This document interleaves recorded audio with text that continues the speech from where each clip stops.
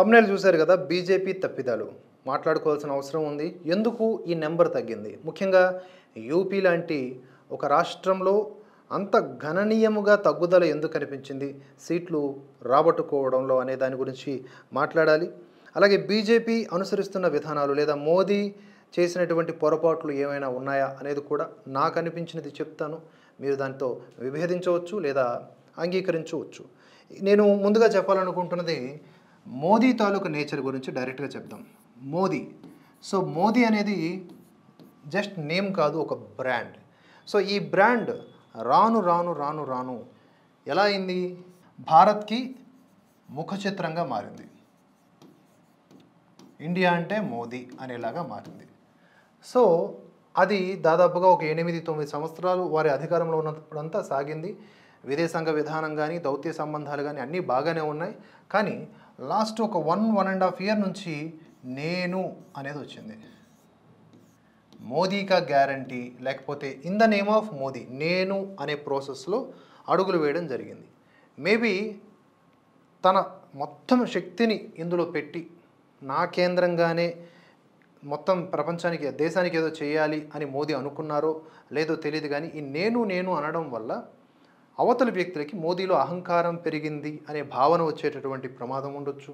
Neutral voters ఆ దిశగా కూడా ఆలోచించి ఉండవచ్చు. తరువాత మాట, ఏదైతే కొన్ని మాటలు ఉన్నాయో అవి కొంచెం ఓవర్గా అనిపించుండొచ్చు. ఉదాహరణకి 400 పార్ నినాదం ఏదైతే ఉందో, 400+ నినాదం, అది కాస్త సినిమా మీద పెద్ద లెవెల్ ఎక్స్పెక్టేషన్స్ పెట్టేసింది.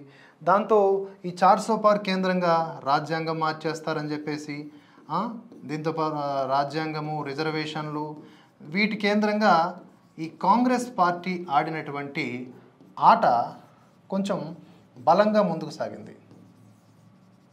కాంగ్రెస్ గేమ్ బలంగా ముందుకు సాగింది. ఈ 400 పార్ నినాదం అనేది ఇవ్వకపోయింటే బెటర్ ఏమో అనేది ఒక ఆలోచన.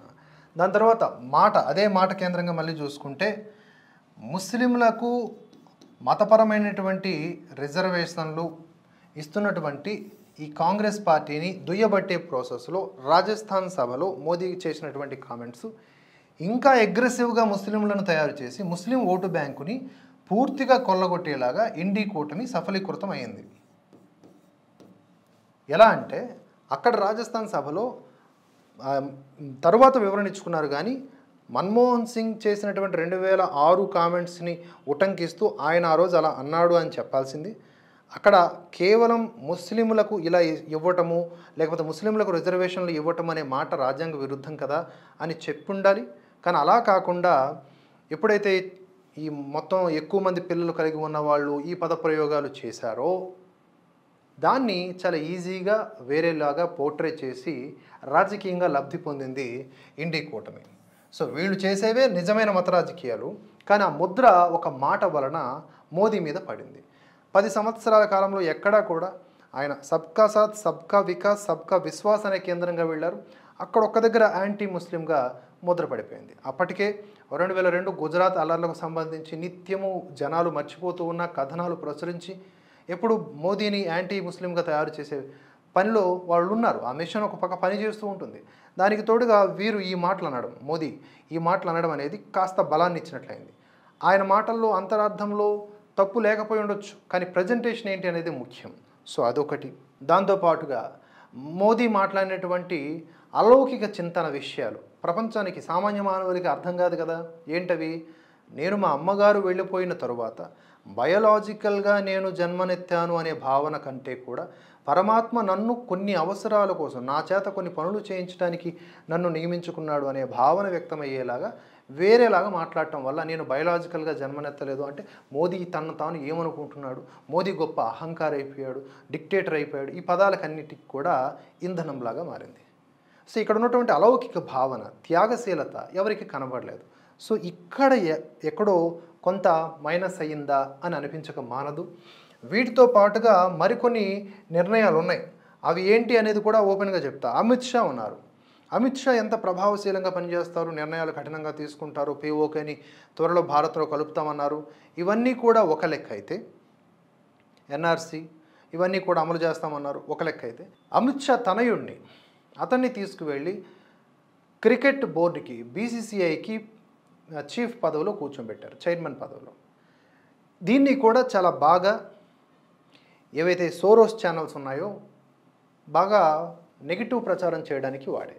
అంటే కుటుంబ పరంగా వారసత్వ రాజకీయాలు వీటికి దూరంగా ఉంటాం, ఇలాంటి ఇన్ఫ్లుయెన్స్లు ఫ్యామిలీ ఇన్ఫ్లుయెన్స్లు ఏవి లేకుండా ఉంటారు అన్నదానికి వ్యతిరేకముగా ఒక ఐటమ్గా ఇది మారిందనమాట. సో అమిత్ షా కొడుకుని ఎందుకు బీసీసీఐ చీఫ్గా ఉంచాలి? నిజానికి అతనికి క్రికెట్ కూడా రాదే, దానిపైన అవగాహనే లేదే, ఆయన ఎందుకు? లేకపోతే ఇంకేదైనా విభాగంలో పెట్టవచ్చు కదా అంత సమర్థుడైతే. సో అదొకటి. అంటే ఇలాంటి నిర్ణయాలు. ఇక బ్రిజ్భూషణ్కి టికెట్ ఇవ్వలేదు, రెగ్యులర్స్ నిరసనలు చేయడం వల్ల బ్రిజ్భూషణ్ టికెట్ ఇవ్వలేదు. ఓకే, మరి బ్రిజ్భూషణ్ కొడుకు ఎందుకు టికెట్ ఇచ్చినట్లు? ఇదొకటి. రైతు సంఘాల నిరసనలు జరిగాయి, రైతు సంఘాల పేరిట వాటిని అణచివేయటంలో ఎందుకు దాని ఏమంటారు నిర్లిప్తతను ప్రదర్శించారు? వేచి చూశారు. అది సహనమా వ్యూహమా అర్థం కాలేదు. దానివల్ల కూడా కొంత నెగిటివ్ ఇంపాక్ట్. క్రూరముగా వాళ్ళు విచ్చలవిడిగా రెచ్చిపోతూ ఉంటాయి. ఈరోజు ఎలాగూ డిక్టేటర్ అంటున్నారు కదా, ఇప్పుడు రెండోసారి రైతు నిరసనల పేరు ధర్నాలు ఎందుకు వర్కౌట్ అవ్వలేదు?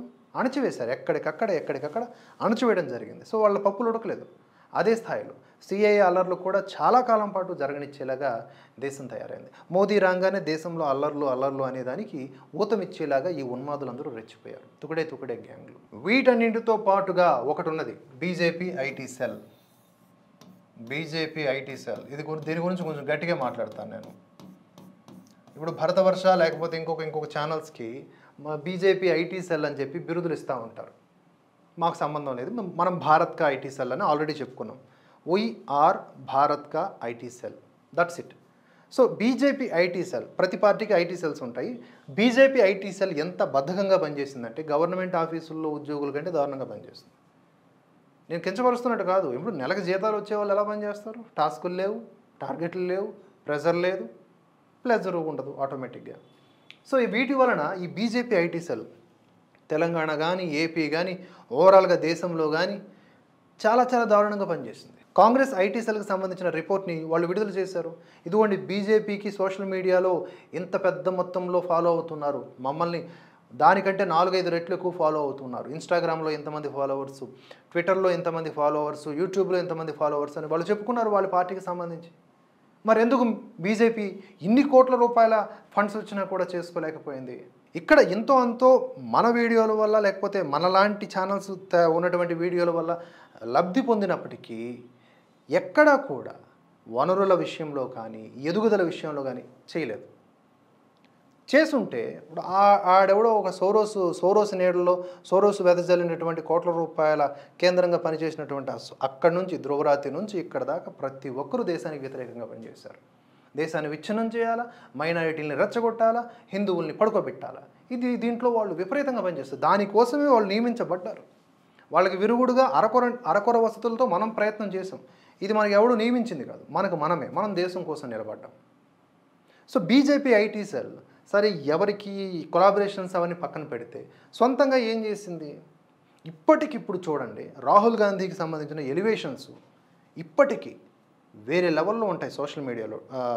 కాంగ్రెస్ సోషల్ మీడియాస్లో వేరే లెవెల్. పుష్ప సినిమాలోన అల్లు అర్జున్కి ఇచ్చే ఎలివేషన్స్ ఇస్తారు. ఇలా అంటాడు రాహుల్ గాంధీ, ఇలా అంటాడు, ఒక కెమెరా ఇక్కడ ఉంటుంది. ఎలివేషన్స్ ఏవి? సరే, మ్యాటర్ లేని వాళ్ళకి ఎలివేషన్స్ ఇచ్చుకుంటే ఒక అర్థం ఉన్నది. మ్యాటర్ నుండి కూడా ఏం ఎలివేషన్స్ ఇస్తున్నారు? చిత్తశుద్ధి లేని పనులు చేస్తూ ఉన్నారు. అందుకనే దానికి సంబంధించిన ఫలితం ఇలా వచ్చింది. ఐటీ సెల్ అనేది ఎంత బలంగా ఉండాలి, ఎంత బాగా పనిచేయాలి. నిందలు పడుతున్న మాకేమో మేము పనిచేసేది భారతదేశం కోసం పక్కన పెడితే, ఒరిజినల్ బీజేపీ ఐటీ సెల్స్ మాత్రం అలా పనిచేస్తూ ఉన్నాయి. దీన్ని ప్రశ్నించాలా లేదా? కాంగ్రెస్ ఐటీ సెల్ అలా విజృంభిస్తూ ఉంది. కర్ణాటక కాంగ్రెస్ ఐటీ సెల్ ఎంత బాగా పనిచేసిందో చూసి కూడా ఇప్పటికీ అదే నైరాశ్యంలో ఉన్నారు. సో పర్ఫెక్ట్గా ఎందుకు బలమైన ఉదాహరణ చెప్తాను. యూపీ అయోధ్యలో లేకపోతే సమాజ్వాదీ పార్టీ గెలిచిన స్థానాల్లో ఈరోజు మహిళలు రోడ్డు మీదకి వస్తున్నారు. వచ్చి కాంగ్రెస్ పార్టీ అంట వాళ్ళ ఇంటికి వెళ్ళి గ్యారంటీ పత్రాన్ని ఇచ్చిందంట. మీ నెలకి 12,500 మీ అకౌంట్లో పడతాయి అని చెప్పేసి, ఇదిగోండి మీరు మాకు ఓటేసిన వెంటనే మీకు నెక్స్ట్ మంత్ నుంచి పడతాయని గ్యారంటీ పత్రాలు ఇచ్చాయంట. మరి అక్కడ బీజేపీకి సంబంధించిన లీడర్స్, ఫ్లోర్ లీడర్స్ ఏం చేస్తున్నారు? కార్యకర్తల్ని ఏ విధంగా సమన్వయపరిచారు? దాని మీద ఈసీకి కంప్లైంట్ ఇవ్వాలి కదా. మరి ఎందుకు చేయలేకపోయారు? ఇది పాయింటే కదా. సో విఫలమైనది ఉందా కదా? మోదీ ఒక్కరు కష్టపడిపోతే అయిపోయిందా? మోదీ విషయంలోనే రంధ్రాన్వేషణ చేసి ఆయన ఏం తప్పు చేస్తాడని చూస్తూ ఉన్నారు. దాన్ని ఎలాగూ ఆయన చేస్తున్న మంచి పనులను తీసుకువెళ్ళడంలో మీరు నైరాశ్యం చూపించారు.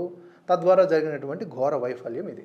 ఘోరం అని అనకూడదు కానీ, మూడో టెర్మ్‌లో 240 ఎక్కువే కానీ, అయినా కూడా భారతదేశం కోసం బలంగా నిర్ణయాలు తీసుకునేటటువంటి సంఖ్య రాలేదు. దీనికి గల కారణం ఏమిటి? ఇది ఆలోచించుకోవాలా బీజేపీ ఐటీ సెల్ అండ్ బీజేపీకి సంబంధించినోళ్ళు. అలాగే చాలా వరకు కొంతమంది నాయకుల విషయంలో వసుంధరా రాజే, శివరాజ్ సింగ్ చౌహాన్, అక్కడ నితిన్ గడ్కరీ, లేకపోతే ఇతరత్ర కీలకమైనటువంటి నాయకుల విషయంలో కొన్ని రాంగ్ డిసిషన్స్ తీసుకున్నారేమో, వాళ్ళని పక్కన పెట్టే విషయంలో నుపూర్ శర్మ, రాజా సింగ్ వీళ్ళ విషయంలో ఎందుకంత ఓవర్ అగ్రెసివ్గా బిహేవ్ చేశారు? దాంట్లో వ్యూహం ఏమి ఎవరికి అర్థం కావట్లా. సో ఒక పక్క కట్టర్ బీజేపీ ఫాలోవర్స్కి కూడా మ్యాటర్ అర్థం కాకుండా, మరోపక్క మీకున్న వ్యవస్థల ద్వారా ప్రపంచానికి చేరువవ్వకుండా, జనానికి చేరువవ్వకుండా ఇలాగా వ్యవహరించడం అనేది 2029కి అస్సలు మంచిది కాదు. వీటన్నింటి నుంచి నేర్చుకోవాల్సినటువంటి అవసరం ఉన్నది. నాకు ఇప్పటికిప్పుడు అందుతున్నటువంటి ఈ ఆలోచనలు ఇవే. అంటే ఒక రకంగా చెప్పాలంటే పోస్ట్ మార్టం అంటారు కదా, ఇవే. సో మీకేమనిపిస్తోంది? బీజేపీ చేసినటువంటి పొరపాట్లేంటి? ఎక్కడ లోపం ఉన్నది? దీన్ని మీరు కనుక పరిశీలించినట్లయితే కామెంట్స్ రూపంలో తెలియజేయండి. Thanks for watching. జై హింద్, జై భారత్.